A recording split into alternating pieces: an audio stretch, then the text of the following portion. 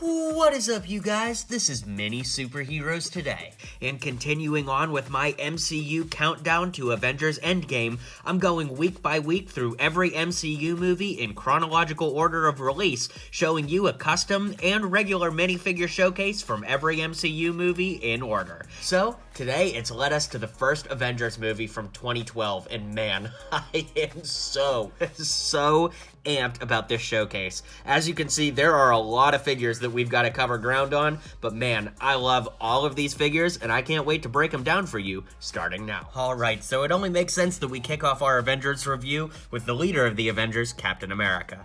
Now, this figure came out in 2012, and I won't say this again and again and again, but all of the Avengers sets are the first official Marvel sets outside of like the Spider-Man Raimi sets from many years ago, but these are the first official Marvel sets that ever came out with Lego. So this is technically the first commercially available Captain America. There was a San Diego Comic-Con exclusive, but for the sake of this video, we're not going to focus on that. So, this is the first ever officially available Captain America, and I really like it. It's a little bit darker blue than I would have liked. You know, the comic book version of Cap, for example, is like a little bit of a lighter blue. And this works. It's just not my favorite Cap figure, but to customize it, I gave him the head and the hair from the Civil War Captain America from the Black Panther jet pursuit, and then I gave him Superman's legs. Now, I'll be totally honest, it does kind of show in the video here, but if you look, the red on the boots is a much more vibrant red than the red on the torso, the hands, or the shield. Unfortunately, this is the only option we have for blue legs with red feet, and I think that the Cap legs regularly are just a little too drab, and of the Cap suits so far in the MCU, this is the only one that had the red boots. So with that, I wanted to pay homage to that, and I like the way that this custom turned out, and I think it just gives you a little extra spruce to your Captain America. So let's move on to the next figure. Alright, so next up we've got Iron Man, and Iron Man of course is one of the most popular Avengers, and I think he works really well as a Lego figure. Now, I'm gonna date myself here, but back in 2012 when this came out, I remember there was a lot of upheaval about the helmet, because if you look at Tony's head next to another minifigure, I'll take my Bruce Banner for example, it's a pretty big helmet, you know, putting it next to a figure. So with that in mind, there were a lot of people that thought that the helmet looked a little too big, a little too bubbly, but obviously Marvel and Lego have been using the same Iron Man helmet since he debuted in 2012, and honestly, it never really bothered me. I think it just looks like a Lego figure. Sometimes they're clunky, sometimes they've got big heads. It doesn't really bother me, and all these years later, I think it still looks great. So, of course, the face lifts up, and we've got Tony's head underneath there.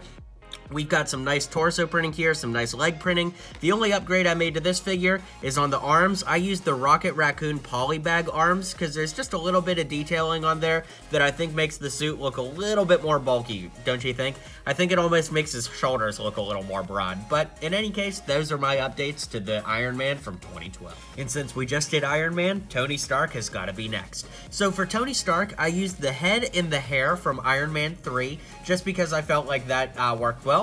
And because of that, I also used the torso and the legs from Iron Man 3, just because it works so well for the Avengers look. I used the arms from the Mission Impossible set of Lego Dimensions, so that's Ethan Hunt there. I like those short sleeve arms, and then for the little wrist things, I gave him those wrist things that he puts on when he's talking to Loki when he jumps out the window and has the Iron Man suit come to him.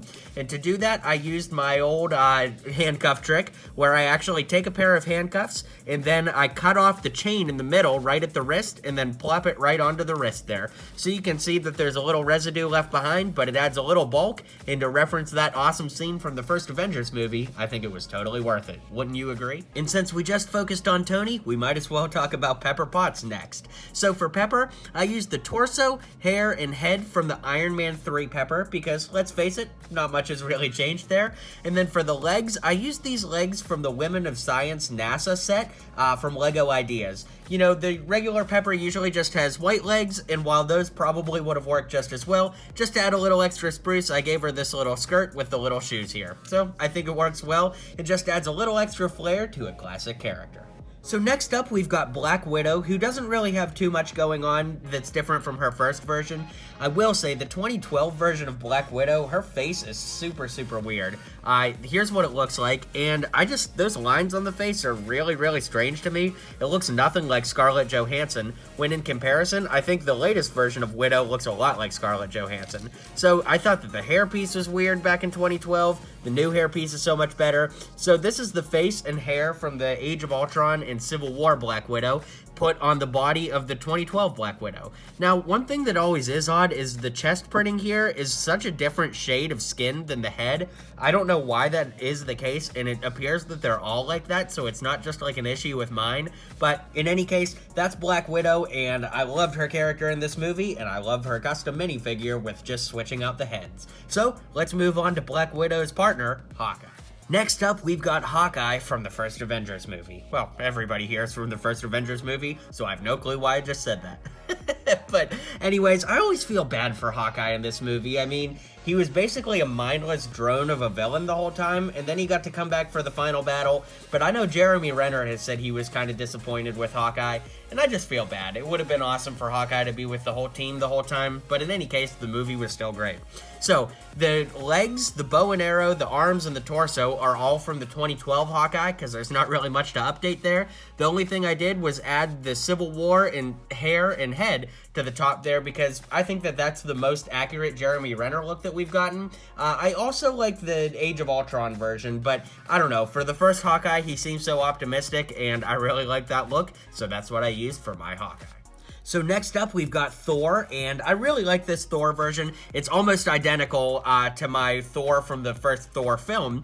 In this case, I used the hair, the cape, the face, and the torso from the first Avengers movie, Thor, from 2012. I gave him some gunmetal gray arms using my handcuff trick there to give him some gauntlets. Of course, he's got Mjolnir. And for the legs, I used the legs from one of the cops from the Lego Batman movie accessory pack. That way, you've got blue on top and black on bottom for some boots to give him just a little bit of extra detail. I loved Thor in the first Avengers movie. He was so awesome. He made such a great entrance, and you know, I think that the best Thor has been Infinity War Thor, and of course Ragnarok Thor was great too. But the whole reason we can appreciate those versions is because the Avengers 2012 version of Thor was so great in setting all that up. So that's Thor, and let's move on to our next figure. Now, next up, we've got a figure that didn't come with the original Avengers sets, and that is Bruce Banner.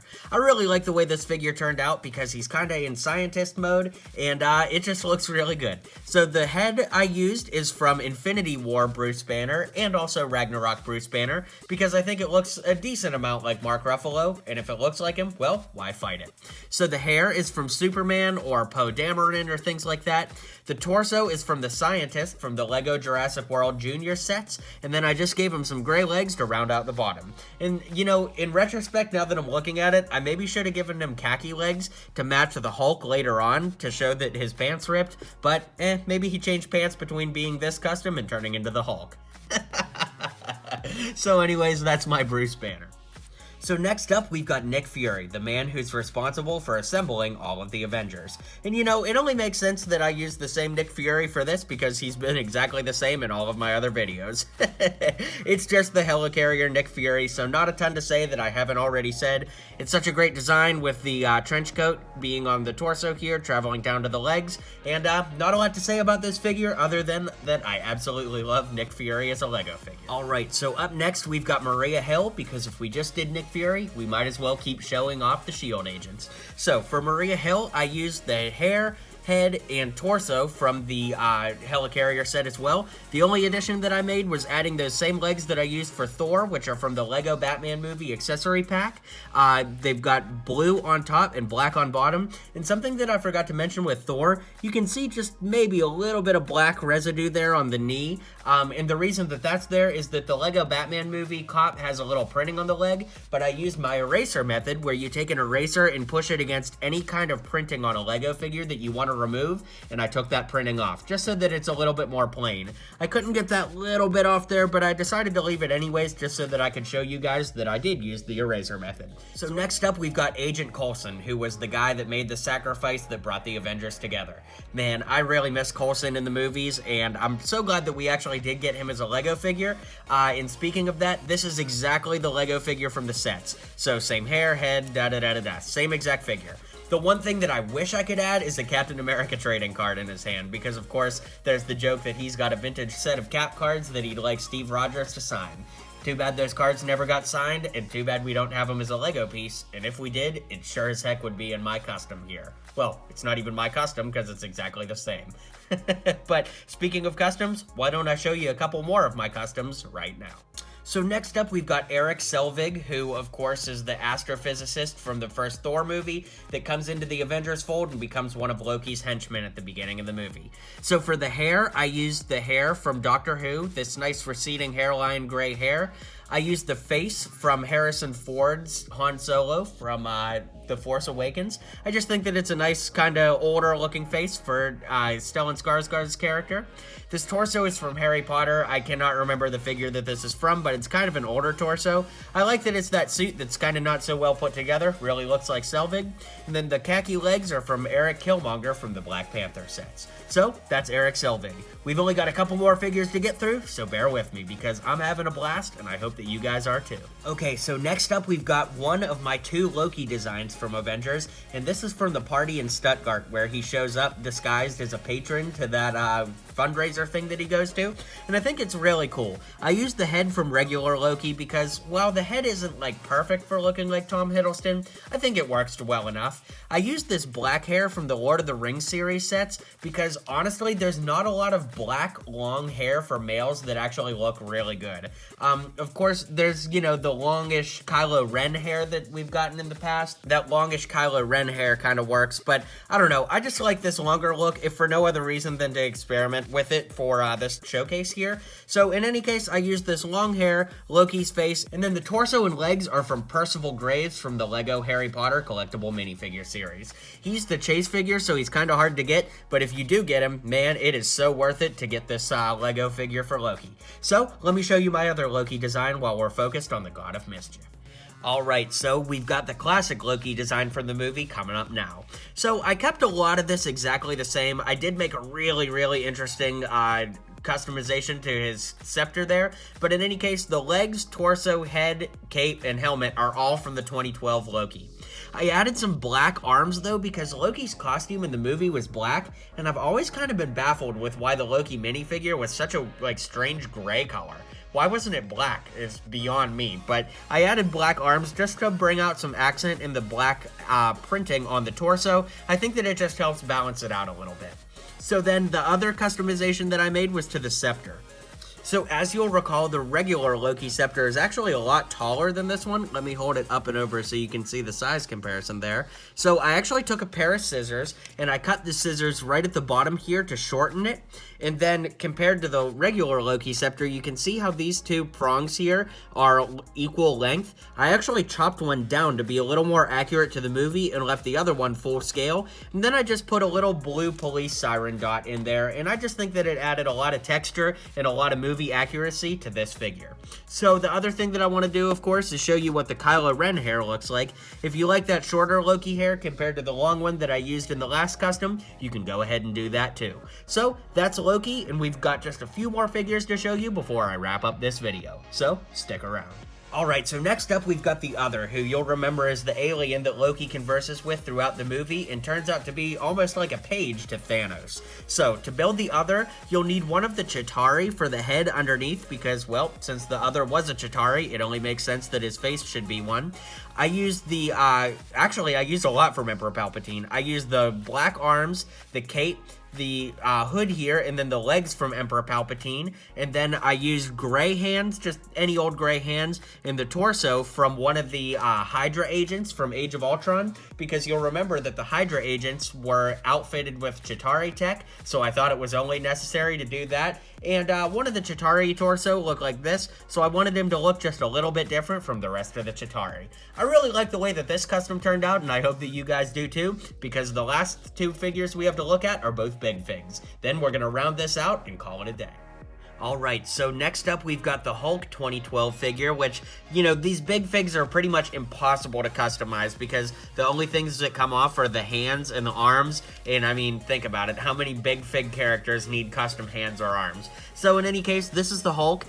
He's got these khaki pants on here that I think are good because he had khaki pants in the first Avengers, and overall, it's just a really nice figure. Not really much to say about it. It's not my favorite Hulk, but, you know, it's pretty good, and again, for 2012 being the first time we ever got a real Hulk, that was pretty awesome. Now, I will highlight, too, that in 2012, there was a promotion from LEGO where they gave out this little mini Hulk, it's minifigure scale, that is, as a polybag promotion. And I know a lot of you guys don't like the Hulks that are minifigure size, but I absolutely love them, so hey, since it came out in 2012, I might as well reference it here.